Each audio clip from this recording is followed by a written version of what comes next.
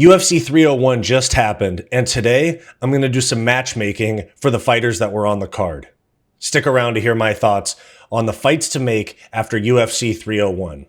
I'm Wyatt, and this is Fight Society. Alrighty, so first off, we have the main card winners. Now, we have Alessandro Pantoja remained the UFC flyweight champion after a decision win over Steve Erceg.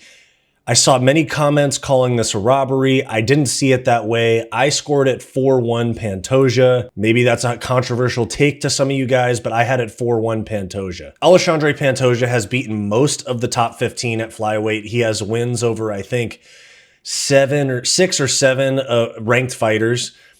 And that's why Steve Erceg got a title shot ranked 10th. Now, I would say that this fight could go to Amir Albazi, but he did pull out of the Brandon Moreno fight because of a neck injury. So I don't think that his timetable for return is going to be very short. Now, Pantoja did say that he wants a little bit of time off. I could see Albazi getting a title shot depending on how long Pantoja wants to take off.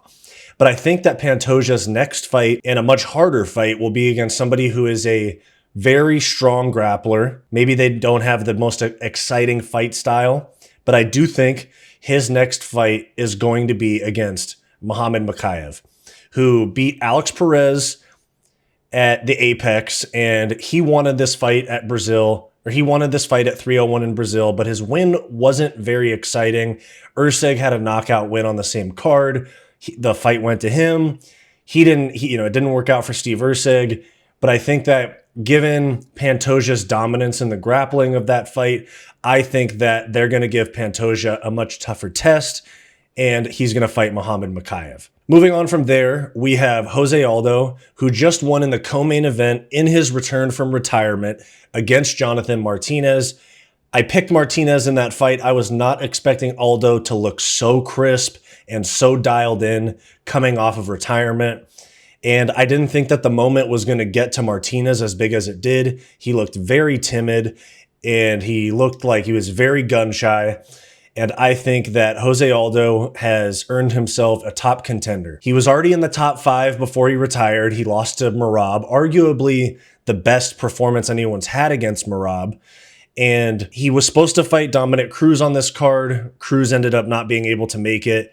And Jonathan Martinez got a big opportunity, which he ended up not pulling through on. And given a call out that I saw on Twitter last night, I think that Aldo should fight somebody in the top 5, somebody that is coming off of a title shot, somebody that he's beat before. I think Jose Aldo should rematch Chito Vera. This will be a very fun fight. These guys, both great scrappers on the feet. And if Jose Aldo could win this fight, he very well could get the winner of Merab and Sean O'Malley, which is happening later this year. Down the card from there, Anthony Smith pulled off a win that I did not think was going to happen. I trashed Anthony Smith last week. I thought he was going to get smoked, and Vitor Petrino just looked very sloppy. He looks like a guy that relies on his strength a little bit too much. It looks like he underestimated Anthony Smith. Came in there throwing big shots, missing with huge haymakers, shot a sloppy double leg, and got caught in a guillotine, which usually doesn't work in high-level MMA. But Anthony Smith proves that he is still at least worthy of being in the top 15 at light heavyweight, given that he has lost to the majority of the top 10 at light heavyweight, and he's gotten absolutely smoked by the top of the heap. He got beat by Rakic back in the day. He got beat by Magomed Ankalaev badly. He got beat by Johnny Walker. But, somebody that I think he should fight is coming off of a win just last week, just broke into the rankings, just beat somebody that Anthony Smith beat twice in Ryan Spann. I think Anthony Smith should fight his twin, Bogdan Guskov. This would be like ranking number 10 versus 12 in the light heavyweight division. This could be an Apex main event, given that the matchmaking for Apex main events is pretty weak these days. It could be on a fight night main card, but I think that Anthony Smith should fight Bogdan Guskov in his next fight. Moving down the card from there, we have Michel Pereira, who beat Ihor Potieria very quickly, absolutely steamrolled him. dropped him with a right hand, hit him with an illegal knee on the backflip, and then put him to sleep with a guillotine. Besides the illegal knee, very impressive performance from Michel Pereira. I think that we have to stop giving him unranked opponents. He smoked Mikel Olajacek at UFC 299. He smoked Ihor Potieria at 301. I think that Michel Pereira is a problem at 185. He's faster than a lot of the 185ers because he was at 170. He has more skill. He's more explosive. He has a lot more in the gas tank because he's not cutting to 170 anymore. I mean, this guy was a gigantic welterweight. And so he should have never been down there anyway. He missed weight against Wonderboy in his biggest possible opportunity. And then moving up to middleweight set him back. He wasn't going to go straight into a top 10 matchup at middleweight, but now with two very quick wins, putting two guys to sleep in less than 2 minutes in his last two fights in the last 2 months, I think that he deserves a top 15 or maybe even a top 10 opponent. A lot of the top 15 at 185 is booked up right now. And I think that a very good matchup for him, somebody that's not booked, which is a little bit rare. You know, most of them are booked up. Chris Curtis tore his hamstring. He's going to be out for a while. I think that Michel Pereira should face Jack Hermansson in his next fight. This is a pay-per-view main card fight. This is at this point, Apex main event potentially. I think that Michel Pereira should fight Jack Hermansson in his next matchup. And then moving down the card from there, we have the main card opener was Caio Borralho against Paul Craig. Very impressive performance from Caio Borralho. Very, very lackluster performance from Paul Craig. Not really sure where he goes from here, but we'll get to that in a minute. I believe that Caio Borralho also deserves a ranked matchup. He said he wants a top 10 or top 5 guy. That might be a little bit lofty given that he's ranked about 14th right now. He'd probably be 12 or 13 after beating Paul Craig. He called out Jared Cannonier, who is booked already against Nasruddin Imavov for the fight night in Louisville in about a month. Now, the timetable seems right for him to fight somebody from that card. I don't think that he's going to get the winner of that matchup. I think the winner of that matchup is going to be looking towards a number one contenders fight or a title shot potentially. Middleweight is very crowded right now, but I think that Caio Borralho should fight the loser, not the winner, but the loser of Jared Cannonier and Nasruddin Imavov. That happens on June 8th in Louisville. I think that he has the skills to beat either one of these guys. We'll see how his stand-up game holds up. Paul Craig is not a good test on the feet. Paul Craig got absolutely smoked and put to sleep. Looked like he shouldn't have been in there with Borralho. So that's what I have for the main card winners of UFC 301. Pantoja versus Makayev, Aldo versus Chito Vera, Anthony Smith versus Bogdan Guskov, Michel Pereira versus Jack Hermansson, and Caio Borralho against the loser of Jared Cannonier and Nasruddin Imavov. We move on to the main card losers at UFC 301. We'll start with the main event loser, Steve Erceg. Many people said that he won the fight. Again, I didn't see it that way. Very competitive, especially being in the UFC for less than a year.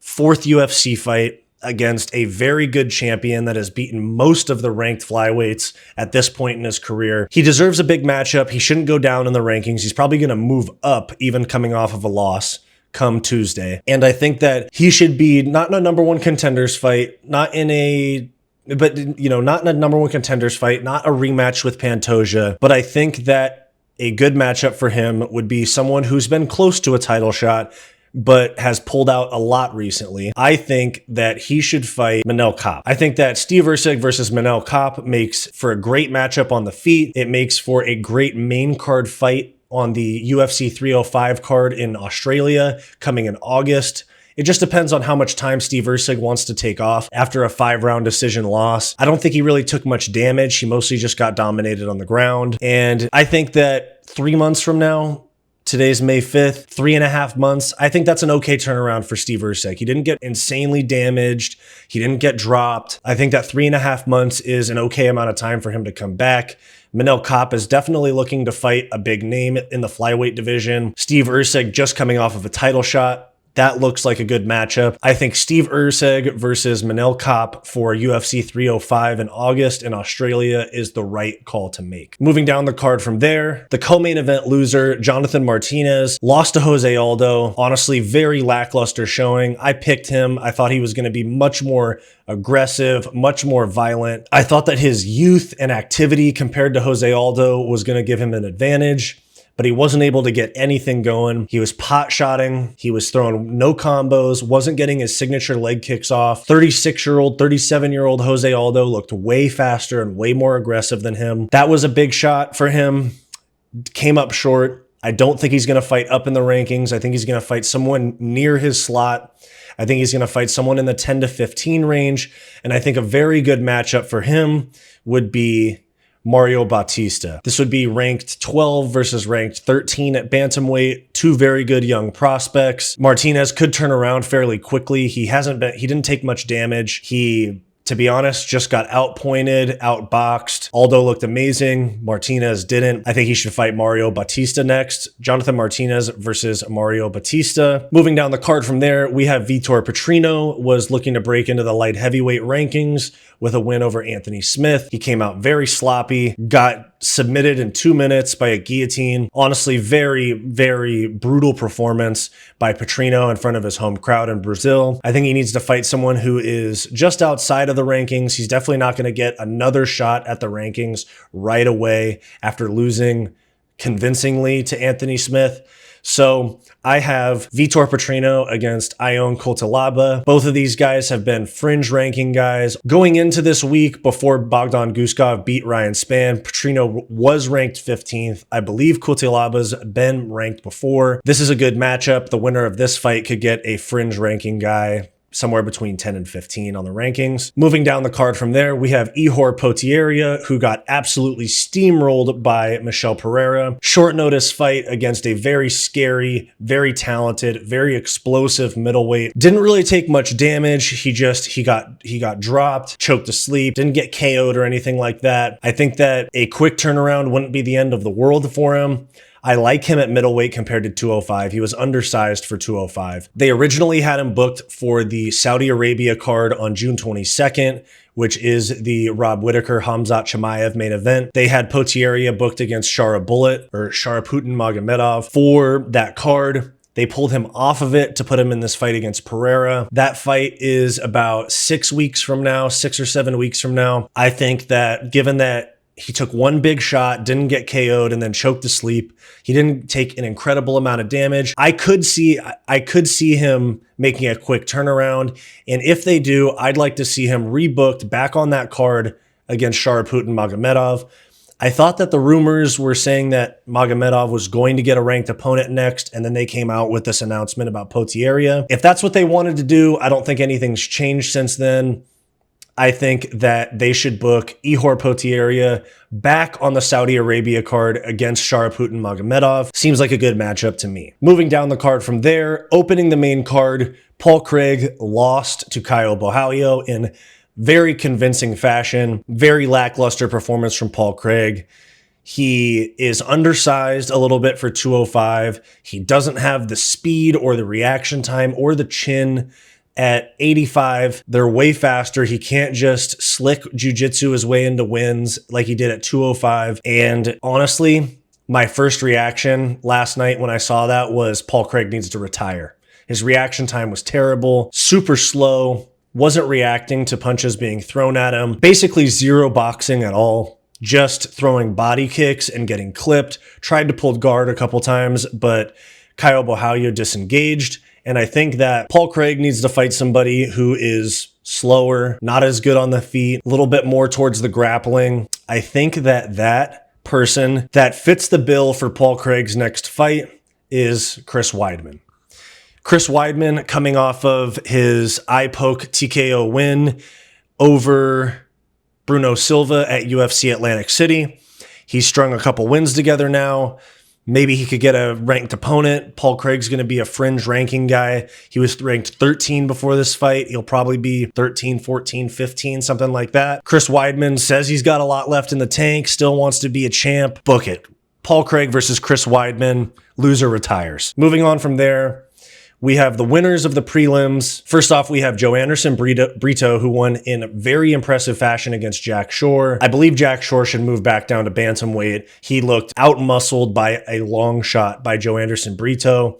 He was completely chewed up with the leg kicks, ended up losing by a leg kick stoppage, which was a little premature in my opinion, but it's time for Joe Anderson Brito to get a ranked opponent. He's called out Dan Ige in the past. I thought he was going to get a ranked opponent after beating Jonathan Pierce. That didn't happen, but after beating Jack Shore, 100% needs to test himself against a ranked opponent, and I think that should be against Sodiq Yusuff, who just lost to Diego Lopes at UFC 300. Joe Anderson Brito versus Sodiq Yusuff. Sodiq Yusuff coming off of a loss. He's ranked 15th.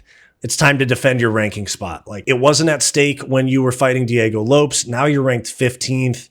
Coming off of a loss, you got to defend it against an unranked guy. That's where you're at now. Moving down from there, we have Miktabek Orbai, who won against Charles Oliveira's teammate Elvis Brenner. Very impressive performance.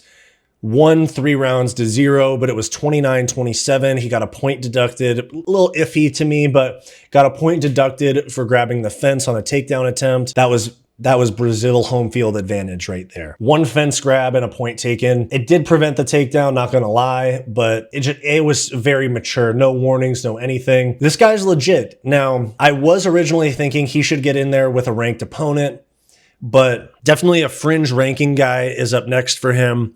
Somebody that called out other ranked opponents, also fought on UFC 301. I think that Orbai should fight Drakkar Klose, who called out Beneil Dariush and Jalen Turner. I don't think that he's going to jump straight to a top 10 guy. He honestly, I know he has a good record, but I think he needs 1 more win before getting a ranked opponent. I think that you book Miktabek Orbai against Drakkar Klose, and the winner gets a ranked opponent. That's what I think. Moving down the card from there, you have Mauricio Ruffy, who won against Jamie Mullarkey. This guy's like Brazilian Conor McGregor, same stance, same striking style, very impressive, absolutely smoked Jamie Mullarkey, made Jamie Mullarkey look like he shouldn't have been in there. I think that he should fight someone who also fought on this card, and that is Ismael Bonfim. Look, 155 is one of the best divisions. It's right up there with 135. One of those two is the best division in the sport. And not only is the rankings packed, but we have all of these guys that are so talented just outside the rankings. Drakkar Klose, Miktabek Orbai, Bonfim, Mauricio Ruffy.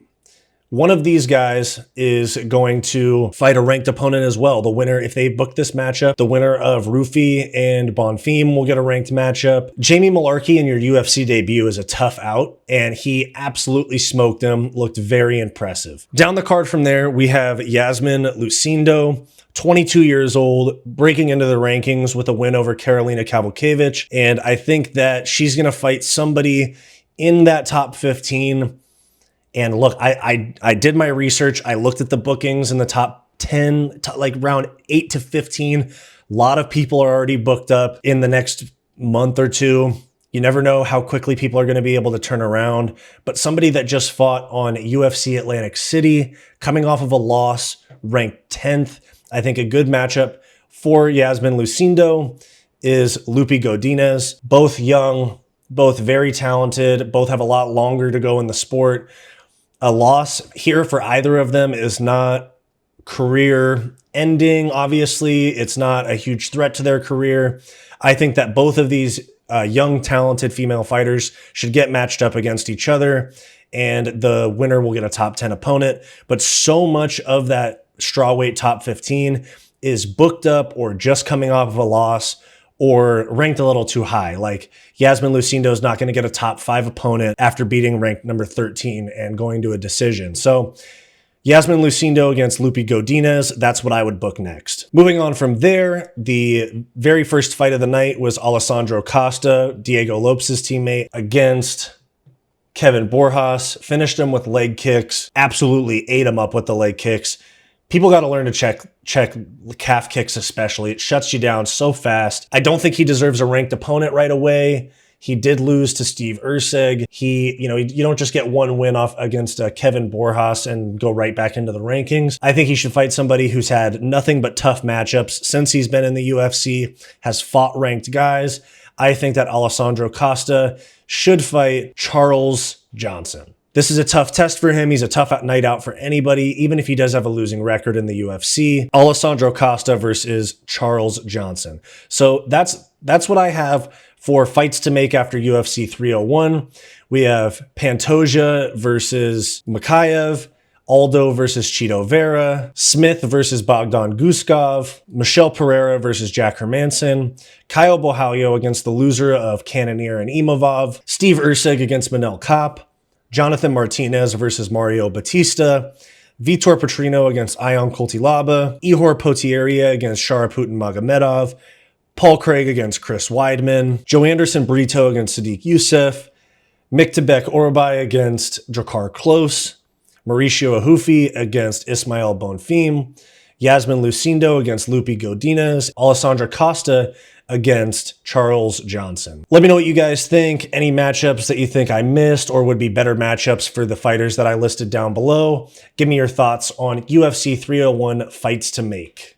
I'll see you guys next time. Thanks for watching this video. Make sure to like and subscribe. If you want access to extra content aside from my regular videos, click the link in the description down below to become a channel member and get access to members-only live streams and other bonus perks. Or click the join button on our channel homepage. And if you're interested in some non-MMA content from me, check out my weekly podcast, the Hissyfit podcast, and check out my personal channel, Wyatt's World. I'll have them both linked in the description down below. Go watch this suggested video, and I'll see you next time.